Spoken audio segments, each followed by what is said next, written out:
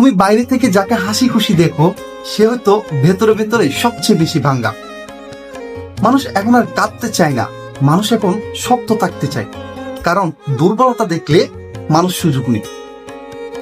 আমরা প্রতিদিন একটা যুদ্ধ করি, বাইরের মানুষের সাথে না, নিজের ভেতরে চাপের সাথে। পরিবারে আসা, নিজের স্বপ্ন এবং সমাজের কথা সবকিছু মিলিয়ে এক অদৃশ্য চাপ আমাদেরকে ঘিরে রাখে। তবে সবচেয়ে খারাপ লাগার বিষয় হচ্ছে আমরা এই চাপের কথা কারোর সাথে শেয়ার করতে পারি না, কারণ সবাই ভাবে তুমি তো ঠিকই আছো। হ্যাঁ, আমরা ঠিকই আছি, বাট ভেতর ভেতর তো ক্লান্ত। তুমি বাইরে থেকে যাকে হাসি খুশি দেখো সে হয়তো ভেতরে ভেতরে সবচেয়ে বেশি ভাঙ্গা।